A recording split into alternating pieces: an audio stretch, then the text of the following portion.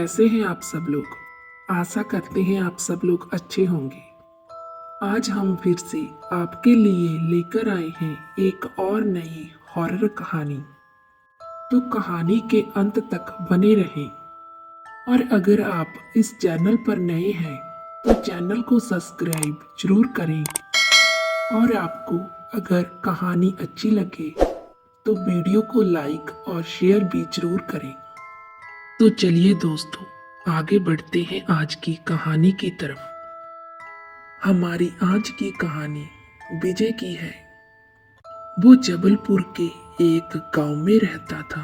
वो अपने माता पिता और एक भाई बहन के साथ रहता था। वो अपने भाई बहनों से सबसे छोटा था। उसके भाई और बहन की शादी हो गई। बस इसी वजह से विजय के ऊपर इस बात का दबाव जरूर था कि वो अब कुछ करने लगे, कुछ कमाने लगे और अपनी जिंदगी में कुछ बन जाए और उसके माता पिता के जीवित रहते उसका भी घर बस जाए। इसीलिए उसने पिछले कुछ महीनों से शहर जाकर एक प्राइवेट कंपनी में काम करना शुरू कर दिया था। वो अपने गांव से सड़क तक पैदल जाता था और फिर बस पकड़ता, अपने गांव को लौटकर बस से आता और फिर वापस अपने गांव की तरफ आने वाली कच्ची सड़क से पैदल चलकर अपने घर वापस आ जाता।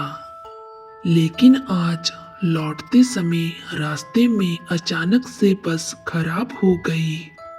करीब 1 घंटे तक वो बस के ठीक होने का इंतजार करता रहा। उसने देखा कि धीरे धीरे कर बस की सारी सवारियां अपना सामान उठाकर या तो गाड़ी में चली गई या फिर पैदल ही बाकी का सफर तय करने लगी।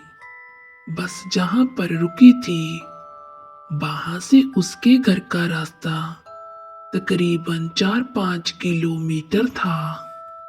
वो जैसे ही बस से उतरा अपने घर की तरफ जाने लगा और उसे तभी अचानक से अपने घर की तरफ जाने वाला एक शॉर्टकट याद आ गया, जिस रास्ते से वो कम पैदल चलता और जल्दी ही अपने घर पर पहुंच जाता। हालांकि रात के करीबन 10 बज रहे थे। उस दिन करीब 1 घंटा पहले हल्की फुल्की बरसात हो रही थी। जिस रास्ते से वो जाना चाह रहा था उस रास्ते के बीच में एक जंगल भी पड़ता था। उस रास्ते से कम ही लोग आया जाया करते थे और उस रास्ते पर जाना बहुत ही हिम्मत का काम था। और विजय ने थोड़ी हिम्मत की और उस रास्ते पर चलने लगा। जैसे ही वो रास्ते पर आगे बढ़ रहा था वैसे वैसे रास्ते के चारों तरफ जंगल का सुनसान इलाका डरा रहा था। उसे जंगल में से जानवरों की कई तरह की डरावनी आवाजें आ रही थी। वो थोड़ा डरा सहमा सा लगातार आगे बढ़ता जा रहा था। चलते चलते उसे अचानक अपने कदमों के नीचे कुछ ऐसा एहसास हुआ जैसे कि किसी का हाथ उसके पैर से टकरा गया हो। वो उस हाथ से टकराते ही थोड़ा लड़खड़ा गया और उसने अपने बैग से जल्दी से टॉर्च निकाली और जलाकर देखने लगा। और उसने जैसे ही नीचे देखा उसने जो देखा उसे देखकर डर के मारे उसकी रूह कांपने लगी। उसने देखा कि नीचे एक आधी जली हुई लाश पड़ी थी, जिस लाश का कमर के नीचे का हिस्सा पूरी तरह से जल चुका था और उस लाश का फेस भी जला हुआ था। लाश के बीच का हिस्सा केवल आधा जला हुआ था। वो उस लाश को देखते ही समझ गया कि बरसात की वजह से ये लाश पूरी तरह से जल नहीं पाई।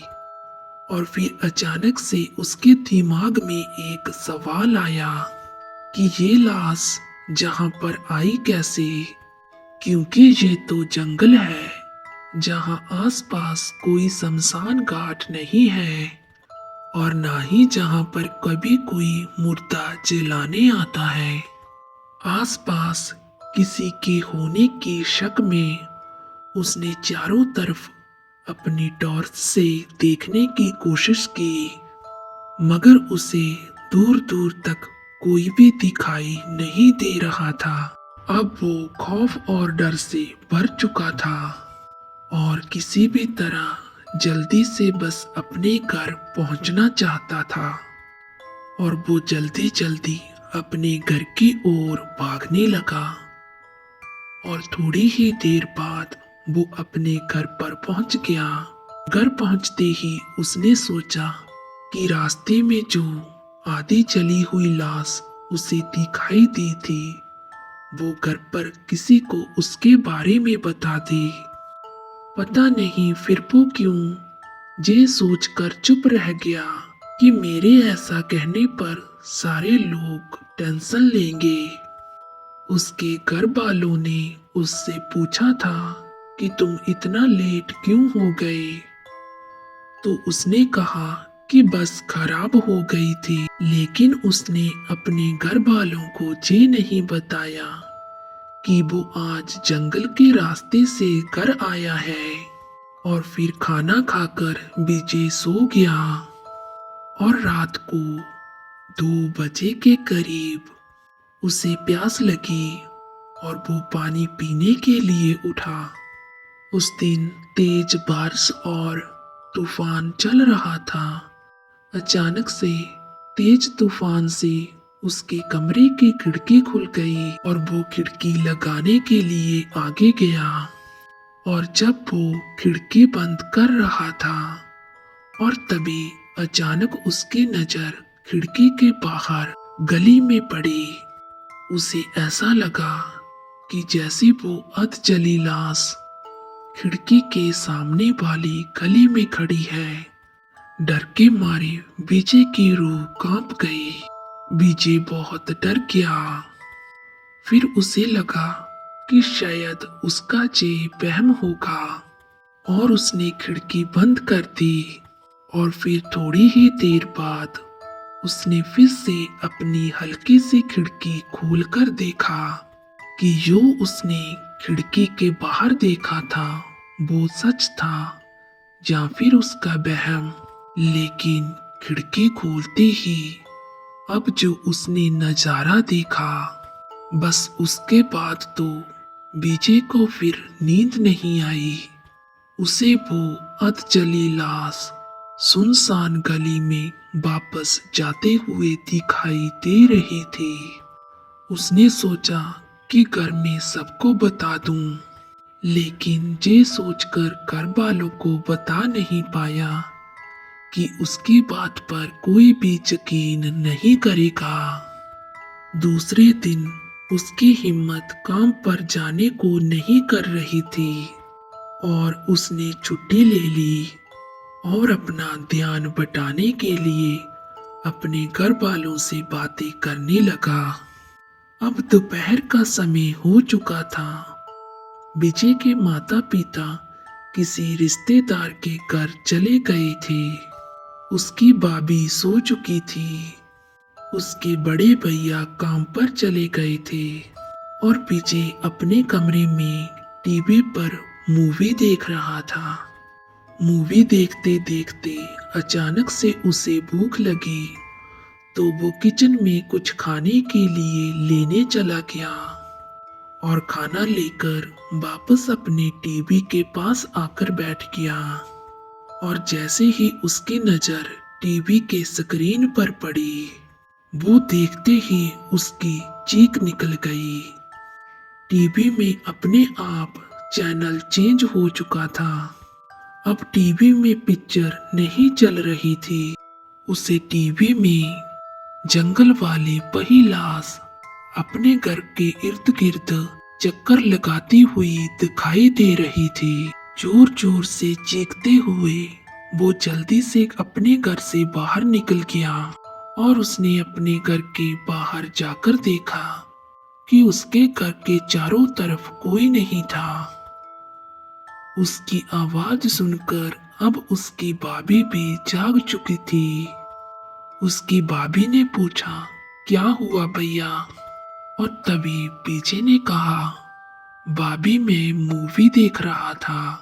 अचानक से अपने आप चैनल चेंज हो गया और एक अधजली लाश टीवी की स्क्रीन पर नजर आने लगी और वो लाश अपने घर के चारों तरफ चक्कर लगा रही थी। वो लाश वही थी जिसको मैंने कल जंगल में देखा था।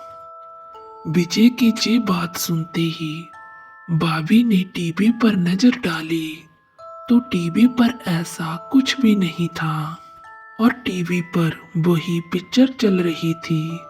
उन्होंने पूछा, क्या तुम यही मूवी देख रहे थे? विजय ने कहा, हाँ भाभी। विजय की भाभी ने कहा, लगता है भैया आपकी तबीयत ठीक नहीं है, आप ये मूवी मत देखिए और सो जाइए। विजय अब समझ चुका था कि उसकी बात पर कोई भी यकीन नहीं करेगा, पर उसने फिर भी सोचा कि आज घर में सबको सब कुछ सच सच बता देगा। उसने घर वालों को बताने की कोशिश की, लेकिन इस डर से वो चुप हो गया कि उसके बाबूजी उसे डांट देंगे। रोज की तरह विजय डिनर करके अपने कमरे में सोने के लिए चला गया, लेकिन उसे डर के मारे नींद बिल्कुल नहीं आ रही थी। बार बार उसे वही जंगल वाली अधजली लाश नजर आ रही थी, जिसका चेहरा इतना जल चुका था कि उसे कोई भी देखे कि डर के मारे वहीं पर बेहोश हो जाए और बाकी का हिस्सा अध जला था। अब उसके घर के सभी लोग सो चुके थे। विजय को नींद बिल्कुल नहीं आ रही थी और वो अपने मन को बहलाने के लिए अपने घर के आंगन में चला गया। वो काफी देर तक घर के आंगन में टहलता रहा। उसने अपने घर के आजू बाजू देखा, लेकिन उसे कुछ भी दिखाई नहीं दिया। उसे भी अब लग रहा था कि शायद ये उसके मन का वहम है। वो फिर से वापस अपने कमरे में आ गया। अब वो अपने बिस्तर पर लेटा ही था और तभी अचानक से उसे ऐसा लगा कि उसके बिस्तर पर उसके बगल में कोई लेटा हुआ है। अंधेरे में डरते हुए उसने अपने हाथ से टच करने की कोशिश की और उसे महसूस हुआ कि एक अधजली लाश उसके बिस्तर पर उसके बगल में लेटी हुई है। वो अब चिल्लाना चाहता था, मगर उसकी आवाज बिल्कुल भी निकल नहीं रही थी। इसके बाद वो जल्दी से अपने बेड से उठा और घर के दरवाजे अपने आप खुल गए। उस अधजली लाश ने विजय का हाथ पकड़ा और विजय आधी रात के सन्नाटे में चुपचाप उस आधी जली हुई लाश के साथ चलने लगा। विजय उस लाश के साथ साथ चलता जा रहा था। चलते चलते वो लाश विजय को लेकर जंगल में पहुंच गई, उसी जगह जहां विजय ने वो अधजली लाश देखी थी। अब कुछ देर बाद वो लाश गायब हो चुकी थी और उस लाश की जगह पर अब विजय की अधजली लाश पड़ी हुई थी। विजय का पूरा चेहरा जल चुका था और कमर के नीचे का हिस्सा पूरी तरह से जला हुआ था और बीच वाला हिस्सा आधा जला हुआ था। विजय का चेहरा इतना भयानक और डरावना हो गया था कि अब वो पहचान में भी नहीं आ रहा था। अब विजय की लाश उसी लाश की तरह बिल्कुल लग रही थी। दूसरी तरफ विजय के घर वाले बहुत परेशान थे कि विजय कहाँ चला गया। विजय के घर वालों ने बहुत ढूंढने की कोशिश की, मगर उन्हें विजय कहीं पर भी नहीं मिला और अब भी उसकी लाश उसी जंगल में पड़ी है कि एक ना एक दिन कोई और अगला शिकार आएगा और उस दिन उसकी मुक्ति हो जाएगी।